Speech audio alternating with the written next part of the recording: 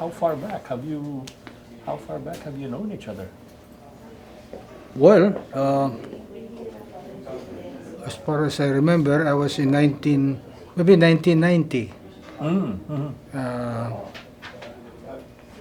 Because at that time, he was going around in the Dumaguete area, Oh. looking at the faculty, and diving in one of our island, the conservation island of Sumilon, that I administered Oh, okay. during the time. You were I was connected then vice president of that at the university. Siliman. Oh. Oh, okay. But- Nasa academe ka. And then 1992, I didn't even realize that I was to become the Secretary of the Environment, because I was having field work to Bataha.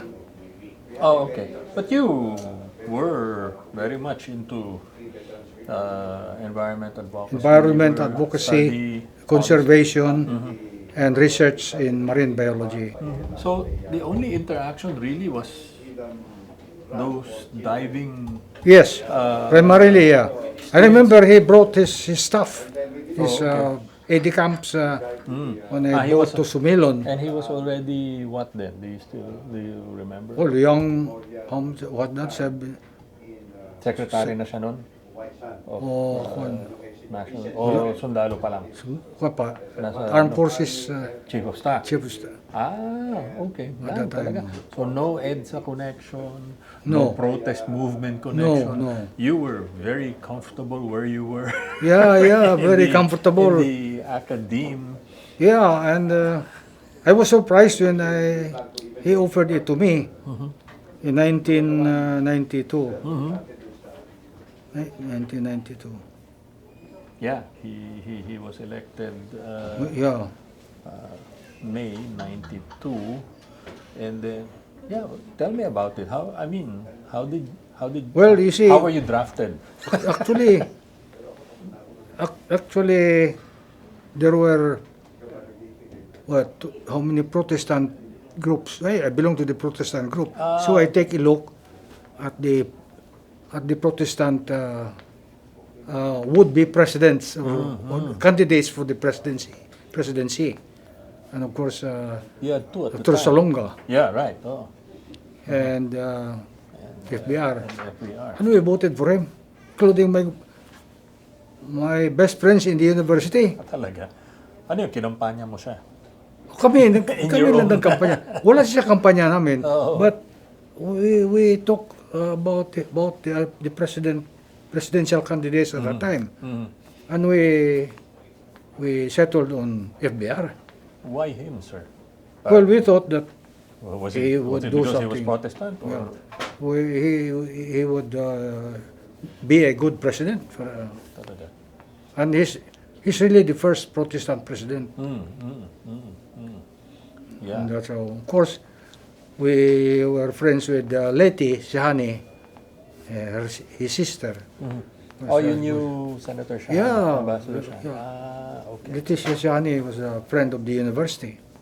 Oh, okay. And of course, the president was given a doctoral degree from them. And I was there, of course. Oh.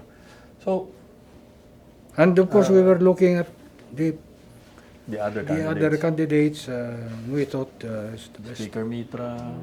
Ambassador Cojuangco, Mrs. Marcos, Commissioner Miriam, who was also Ilonggo. Ponolongo. But President Ramos did many things for our people that were going out of the country, because the administration at that time were limiting people to go out of the country. Oh. And President Ramos facilitated some of the trips of our top administrators to Hong Kong to proceed to attend conferences and so on. Okay. Well, that So he was well known in the university at the but time. he, as far as you knew, did he know you personally? Well, maybe he knew me as part of the administration Yeah, yeah. at the time, but at that time I did not have any contact. I mean, I did not ask him for help to go out of the country because I remained on the campus most of the time. See, but my other friends were helped by him Ah, okay, okay. to get clearance to get out of the country. And would you, those times that he would come over, do scuba dive and all, you would meet him, you would talk Yeah, to him? yeah. We dove right here in Luzon. Ah, you were Yeah, dive partners. dive partner here. But the first dive partner kami, it was in Sumilon Island. Ah, okay. So may connection naman pala. No, may talaga. connection. May connection. May connection before I was appointed. Before he became president. So I suppose nagkukwentuhan kayo. Yeah. You knew each other to a certain level. Oh, by the way, also he was the officer. He was the president attending the Magsaysay Award Foundation Oh, yeah. meeting at that time, and I was one of the awardees in the Oo nga Magsaysay pala. Foundation, Oh, 1992. oh, okay. So So that tell me, was how did you get your, how did you get the job offer? Yeah. Or how were you drafted? Well, I don't know how he got all the information, but apparently he sent one of his friends from Cosmo Church to get information on the campus without my knowing. Background check. Oh, okay. I knew that. Very He sent somebody there discreetly. from Cosmo Church. Cosmo being Cosmopolitan Church in where Manila. where he was But he was attending. member attending. Talaga? That's the connection. So, Both the church and the scuba diving. and the scuba diving. Okay. And of course, my record as in marine biology, The- conservation, yeah, and so on. The Well known. academic and yeah. And Dr. Sihani was also in touch with us. So, what did he say? Well, you met? He called you up? How did Oh. you get ano? Well, we met several times, I think, Senator Sihani. And I think he was, maybe he spoke in the university also as a speaker. So that's the background. Okay. And how did he tell you to join him? I've forgotten the details, but Oh, okay. Tinawagan ka. oh, How were you informed? I think the go-between from Cosmo was the one arranging, I think, with him. Okay. And he told me. Uh-huh. Yung tinawagan ng university po. Okay. And then? And so I served for You one met him? term. You met him? You Yeah. met FVR eventually? Yeah, eventually. And what did he tell you? Yeah, well, I know we had mga close talks about logging in general. Yeah. During my term, walang logging. Wala. And also during my term, I did not approve planting of exotic species. Oh, okay. Ang mga exotic species, mga mahogany and all those, that's an exotic species that is very bad for the environment. Oh, okay. And Because the previous impact, ano? DNR people allowed that to come to the country and have plantations of that species. I did not allow that because it was very, very inimical to the biodiversity of the country. Yes. There is no species of biodiversity species that will survive under conditions of brought about by these exotic trees. Okay. So, What were FVR's instructions to you? well, his instructions was one of them anyway is to provide a part of the mandate of the DNR to include the marine environment. Okay, before that, before I came in, DNR was only doing forest and pollution, meaning the green environment and the brown environment, not the blue. And this marine is the blue Yes. environment. This is adjusted that.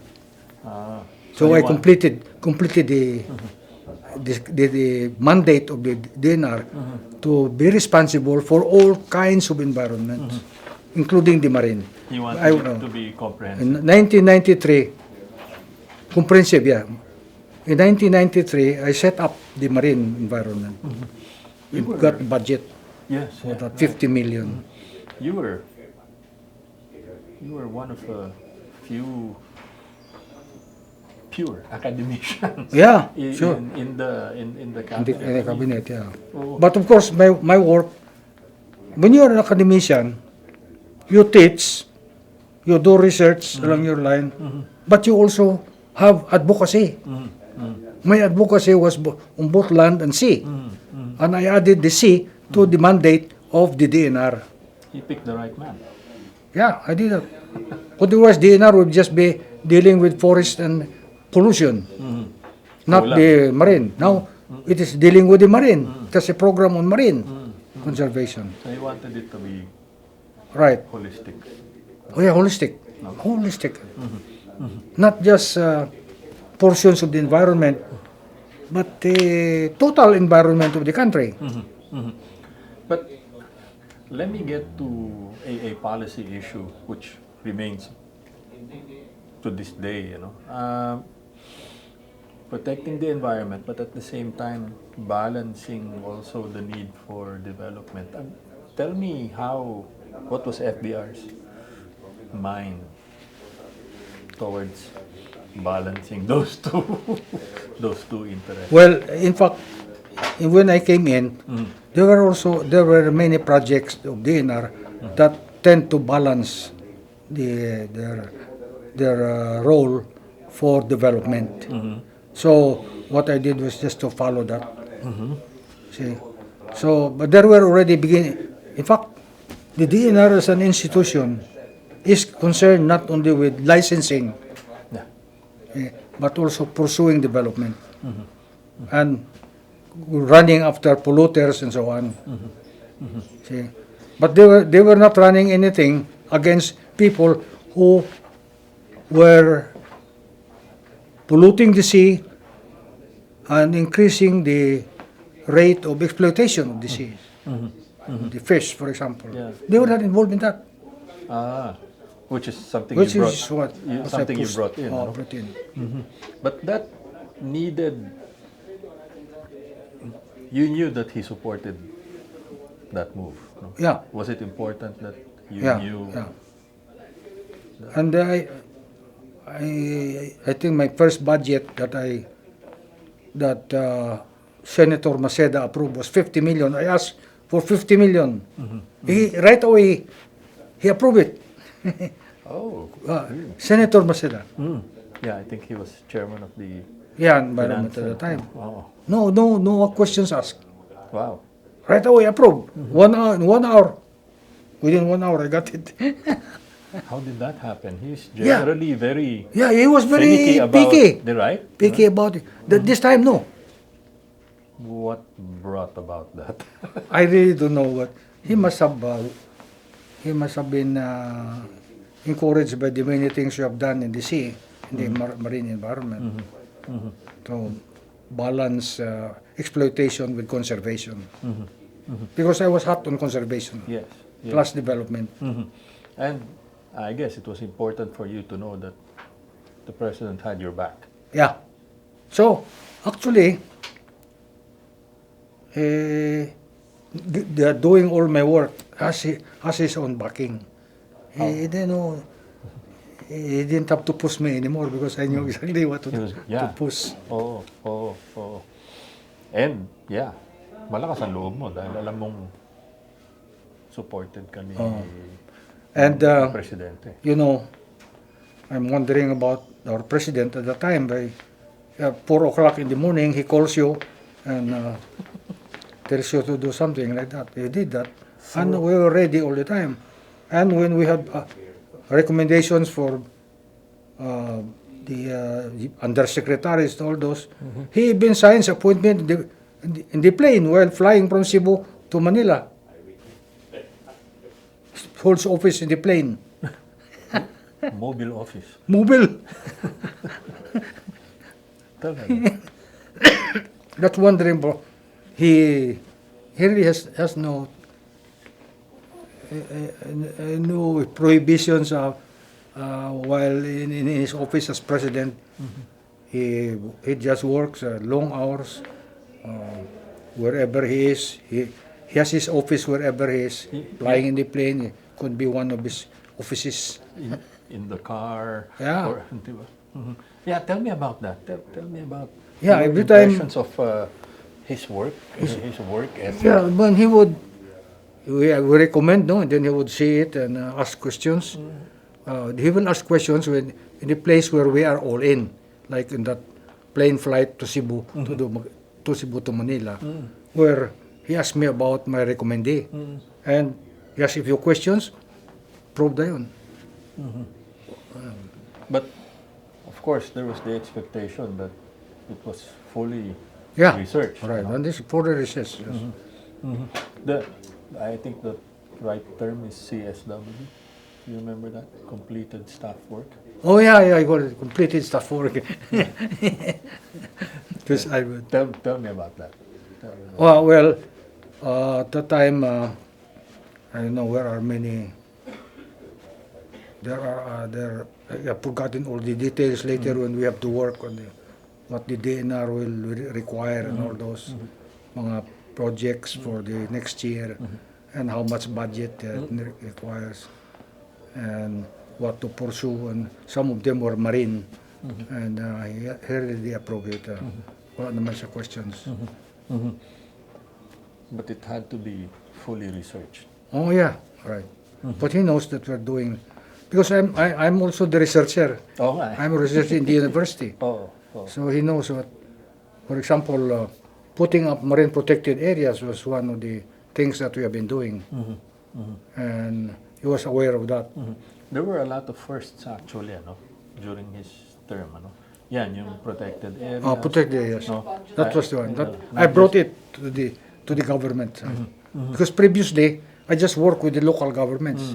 But when I was in the cabinet, I work now on the national level. Even the DNR was involved in putting up marine protected areas. So naging national. Naging national. And it was Buo ng important to him, It was important to him na magkaroon tayo ng ganun, Precisely. It was important that we look at the sea also, a source of our food and so on, and conserve them rather than leave them to the BFAR. Because BFAR has a way of doing things probably need to be checked. See? And of course, yung sometimes yung mga bureaucracy, may mga accusations that some people are getting bribes and all those. That did not happen during my time. So you kept away from that. Yeah, okay, no. Did you have to let go of people Yeah. who were suspected? Yeah, in fact, I fired one assistant secretary because he was doing so many bad things in the northern region too. Lagging yan. Blogging. Yeah. Fired him. Oo. He was bringing shame to the administration. Golly, that guy.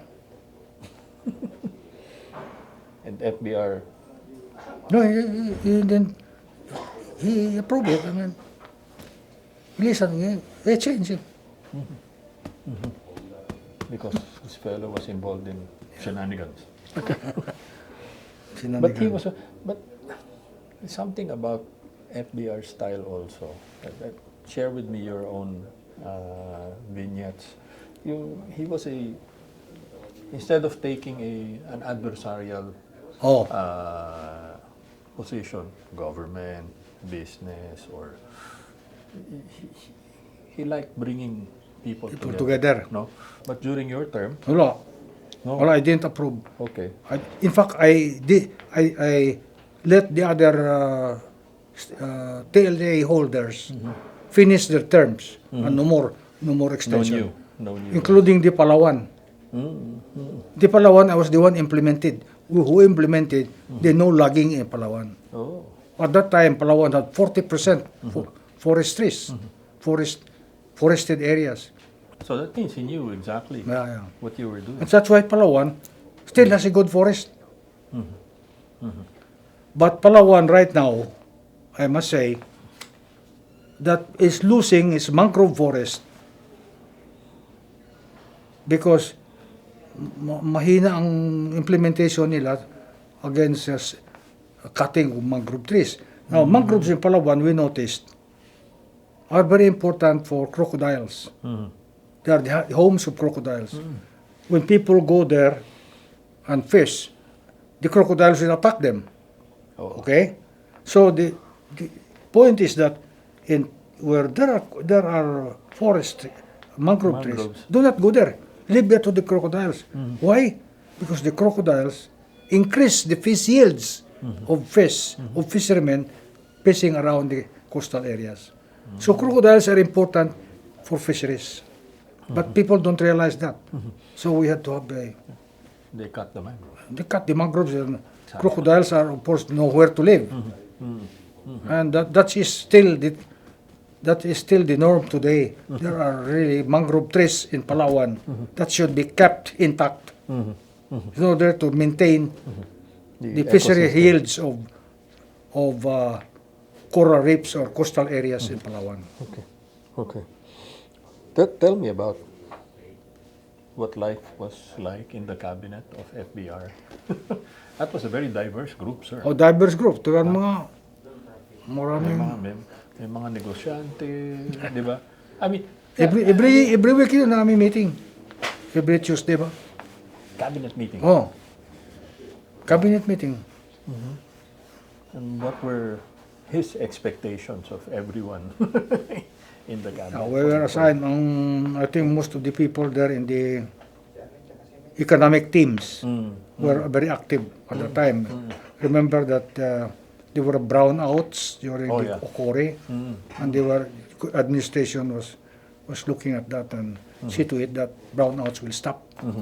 And so they were all looking at those. Kayo, which cluster kasama ang environment noon? Environment, ano to sa mga kwan, putting up of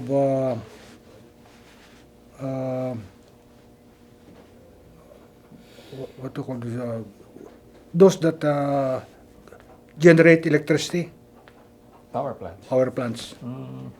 I had the power plants there, and we had Involved kayo discussed dun all. because they You had know, to pass power plants, one of the reasons is that the power plants produce a lot of carbon dioxide. Right.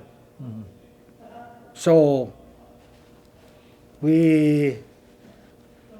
in order to establish a power plants, there should be a certain amount of land with forested, with good forest, that will absorb this carbon dioxide. Right. If you have no trees, nothing will absorb. Will go to the whole atmosphere. But if there are trees there, they will absorb the carbon dioxide. Exactly. And that's what we did. We said that there should be forested areas around the power plants. Talaga?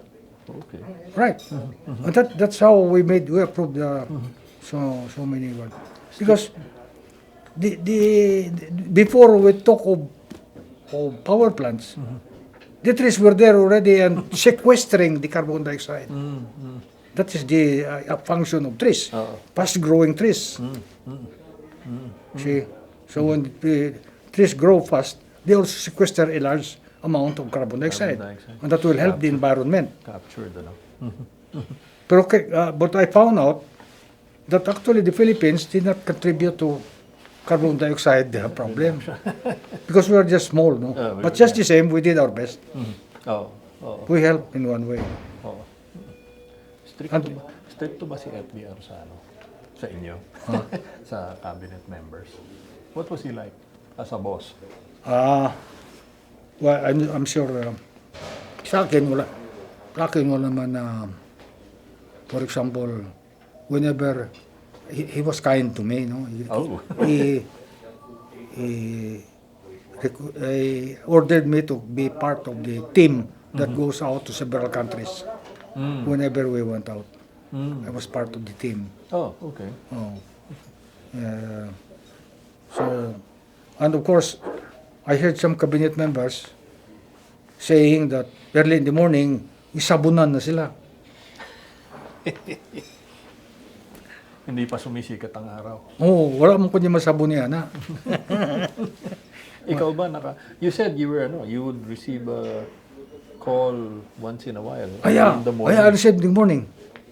Morning to, Ano, what was he? well, What was he asking reminding me of certain things like, pero wala, I don't remember any sabunin, No bawling out. no ballon. But, I don't know. But he was monitoring all of you then. He was monitoring. Di ba? Oh, mga press man, especially, Oo. mga press. The reports. Oh, mga report. Talaga. And what would he do? He would ask you what's being done about this Yeah. report. Kita mo na mga reports niya, may red instruction or May marginal notes. marginal notes. Talaga. Nakatanggap ka rin nun. Oo. May mga marginal notes. Marami ba? Well, like dealing with some people with instruction with regards to those some people, mag-write siya marginal notes. What was he apparently he supported you insofar as yung logging, Yeah, he did. So He he never was against it, he never mentioned about logging. Never encouraged me to approve logging concessions, wala. O TLAs, wala. So ibig sabihin, he was. I think he was. He had a position against it. Was that how you read it? Ganun mo ba nabasa yun? Yeah. Okay. Sige pa, ano pa yung nangyayari sa cabinet? Well, na naman na. You were going out. Once in a also, while. Diba? Once in a while, di ba? Were you also, Wala you naman siya also- mag-object. Sometimes I go to London to but- show certain aspects. But that was attending conferences. On But the conference, we were out to Indonesia from large part. No, ibig sabihin yung mga out of town na cabinet meetings. Oo, cabinet members, yes. Ganito kami. So, pati ikaw. Oo, pati. Everybody. Right. What did that mean to That means that, him that touching base with the local officials about some problems and so on. When there were some questions about some policies like that. So most of those policies, of course, did not deal with the area of environment. So wala naman kung masyadong participation there. Ikaw ba may inassign sa iyo na he would assign, di ba, different cabinet secretaries. So itong region na ito, did he assign you as a cabinet officer for Wala akong assign, wala. Hindi ka inassign dun sa Negros Wala man ito. sa area mo. But when we go there, we are all invited. Invited ba? To attend. O mandatory? Mandatory. Pagsama ninyo. Oo nga. Okay. Some of your colleagues have described his work style as driven, passionate, very Passionate, detailed, I see. no? He is really serious in his work. walang, looks like he had no vacation himself. He was always working the way I noticed that he is dealing with all the cabinet members.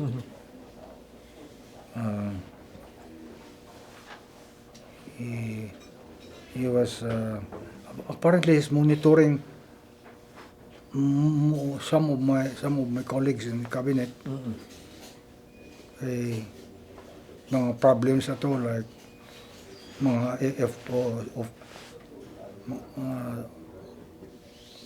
mga workers yung sometimes yung rice ba may mga rice deficiencies at that time, or may namatay nga helper sa Singapore and all those. Oh, yeah. May mga crisis. May mga crisis yun. Pero ang bang mga they had to resign. Some of them. Resign, Right. resign sila. That's Yung right. Contemplation murder Yeah. is one of them. Secretary of Labor and Secretary of Foreign Affairs, di ba? He had to let them go. Yeah. He had did that. There were a number of crises also that happened. Right. during There was a the rice crisis. rice crisis. There was a death crisis. Tsaka ano rin, OFW. yeah, that's right. Pero yung ano, di ba? Lahar, di ba environment impact din As yan? a lahar. Di ba? Oh, manay kwanto. That was before I came to the cabinet. But when I came 1992, nakuha na may program na sila sa lahar. Yung ano, sir? Yung El Nino, La Nina, climate change. Was it already, Well, ano nun?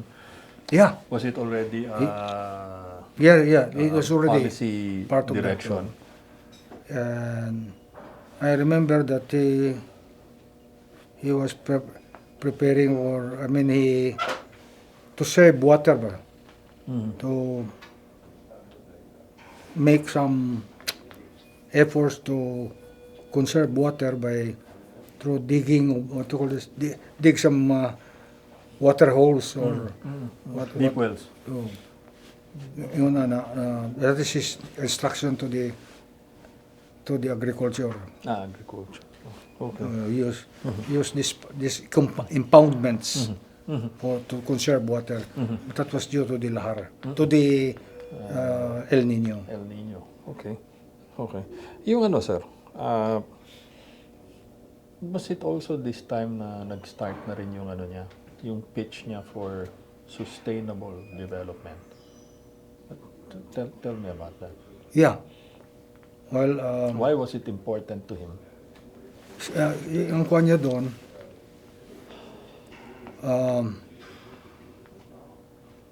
I think at one time some of his policies regarding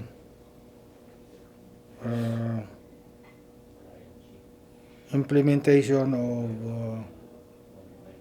manufacturing, I think, because he noted that if there were to reduce the number of fishermen, for example, make our agricultural products develop use for many agricultural products. So do you need more people there? Or convert the fisheries people into some other work that will reduce the number of fishermen. He was saying that we should focus on manufacturing, more manufacturing using our products, and thereby reducing the catching of fish or the number of agricultural people involved in agriculture. But of course, ang problem there is ang backbone natin agriculture. Is So agriculture, right? mahirap nga i-reduce, no? Pero ang fishermen, there were so many instances of fishermen that were doing a lot of fishing because they didn't have any more jobs. They they cannot get other jobs other than fishing, than doing fishing.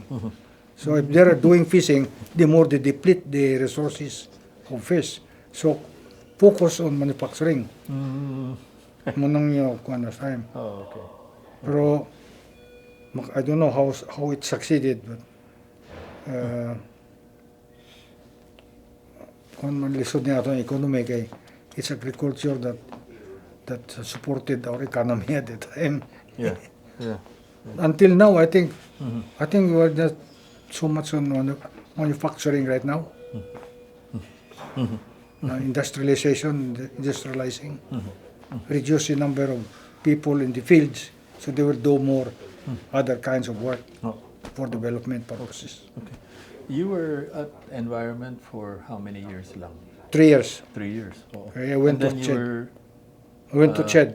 ikaw yung pioneer. Oh, Huh? after that. The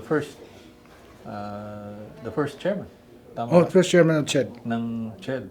O hindi ka ba nag-alangan na nilipat ka out of ano? No. No, we had implemented the program, and that program is ongoing until now. Wala na lang. Okay. The CHED was another important. That was a new one.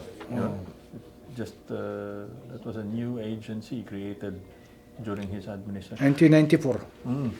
Ano yung Ano yung mandate niya sa'yo? Ang mandate kaya na, ka nilipat doon. ang kuan, mandate there is improve the quality of our education in the general terms. Bakit daw? Well, we were accused of people going abroad for higher education.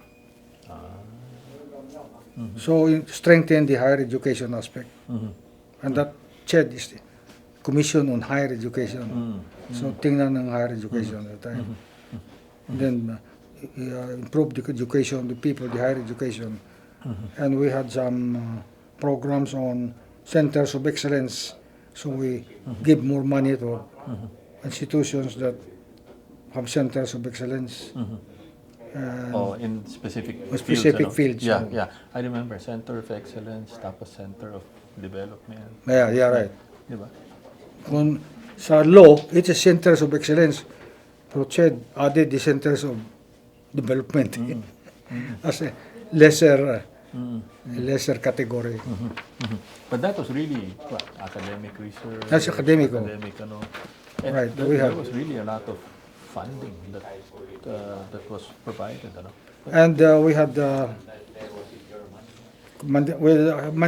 ang kuwan namon, we had noted that Mindanao was lagging behind at that time. Oh, actually, I was going to ask you. Besides And we Mindanao, spent a few large amount of money for strengthening a dozen universities in Mindanao. ano yun? To catch up. Yeah, to catch up. And we imported some professors where they were lacking professors to Mindanao using CHED money. That was one. I also remember that there was a strong emphasis in capability building. Yeah. Building Right. the skills and the know-how of our professorial Yeah. chairs. No? And lessen the dependence of Mindanao professors on Visayas and Luzon, because many of their experts come from Visayas and Luzon to go there. So they had to train themselves for more experience in research and teaching, so that they don't have to use anymore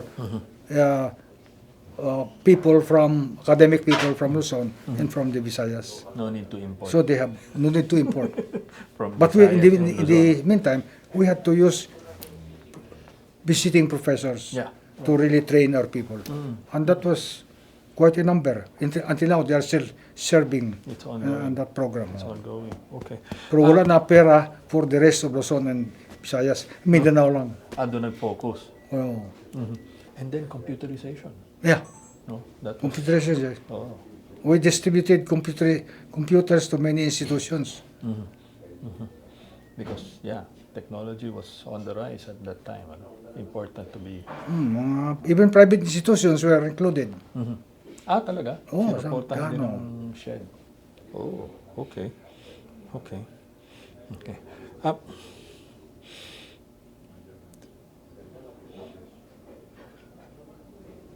and then all the way up to the end of the term na.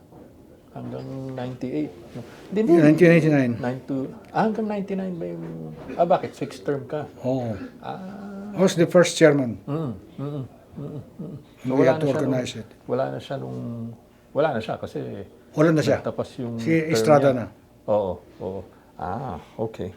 But, Wala na. Tapos ko balik na ko sa pero akadim. so, environment, you were at the helm of the environment department, and then he asked you to be the pioneer chairman of CHED. Did he have enough time to do everything he wanted to do? Wala naman siguro. Well, I guess he had some priority areas where he had put more time, I think. For example, mga TLA holders, wala na siya pakialam doon. Kaya kami na responsible for implementing it.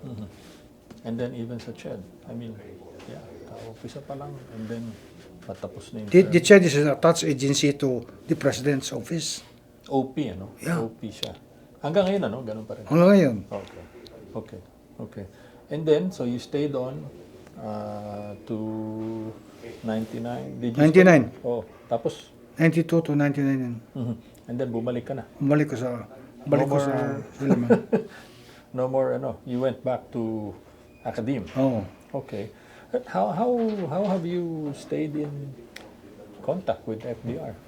Yeah, or sige man ko advisory.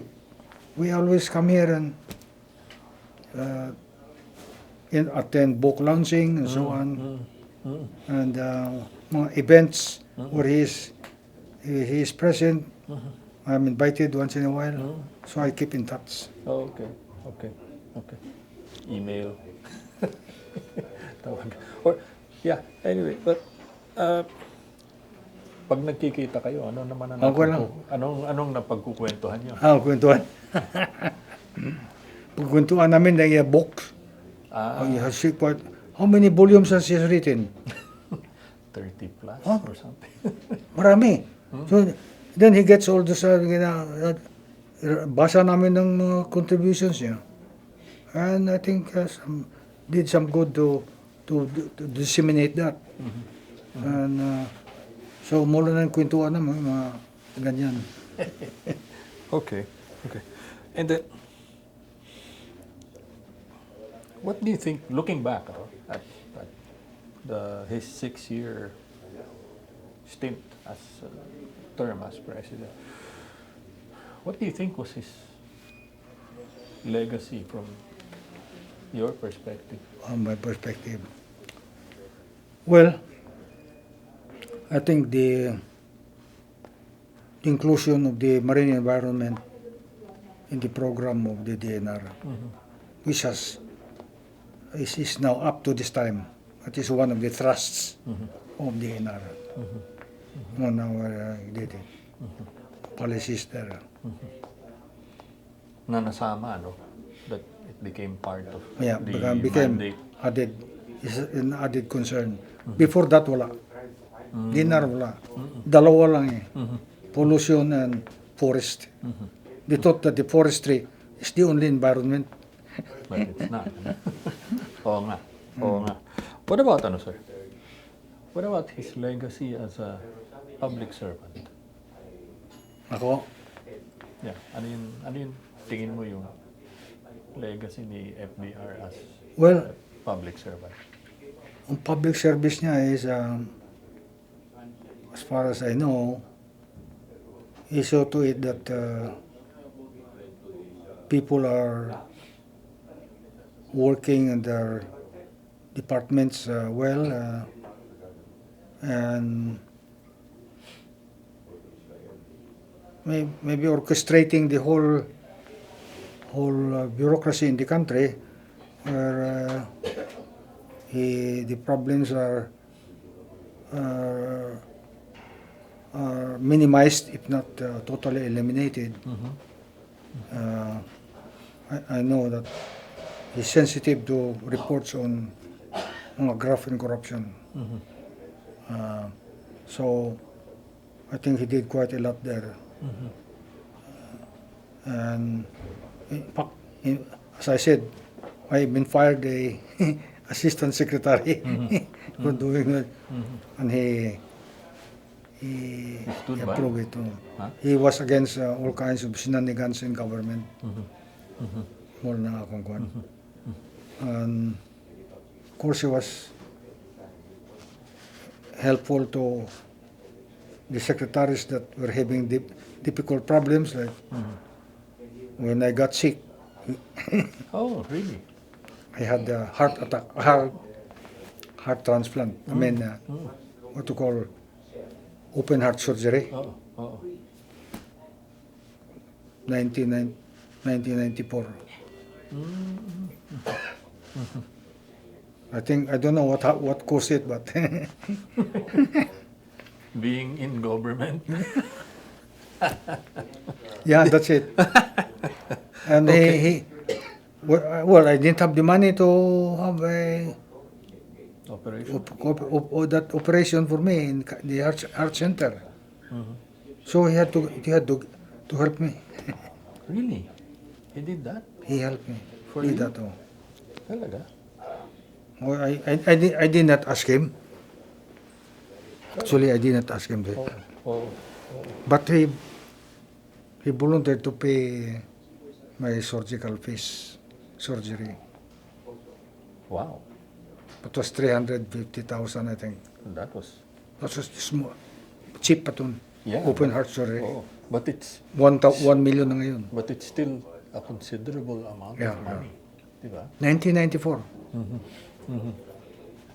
Oh, that was shortly before you were before he appointed you to CHED. Nasa DNR ka pa nun. Oo. Maybe the war of DNR. Maraming mga sa mga problem sa DNR, maraming mga kalokohan ba? Hindi, kasi let me get to that. I mean, there were really a lot of entrenched interests, diba, that were there. And I was going to ask you, those were some real big stumbling blocks. Yes, in Mindanao. Ipuris in Mindanao, Agusan was an area where people were cutting all the trees, even if there was no more approval for their actions and so on. Ang mga kalokohan. Yung mining. Mining. Oo. Oo, nagbigyan ng mining ito. I'm sorry? Ano? The mining began already, the At that community mining. Pero I know the mining, But the Mining Industry Act was also legislated during FVR's time, di ba? yeah, but what I think there was some legislations on mining during his time. Pero but ang mining industries in general, marami sa kanilang throwing their waste into the sea, into river systems. Which Yun again ang problema. is impact. Oh, no. So, hindi That was also environment, environment, DNR din yun but eh, it diba? was done by the Bureau, MGB, MGB, Mining and Geosciences Bureau. Bureau. Oh, okay. My effort there was minimal, I think.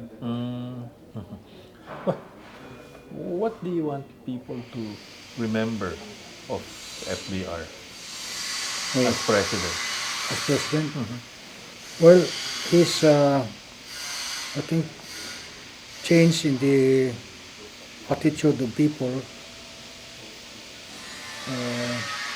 with regard to development. Ang development niya, as I said, focus on manufacturing as our products be focused on manufacturing so that country will have more income and so on, and use our resources,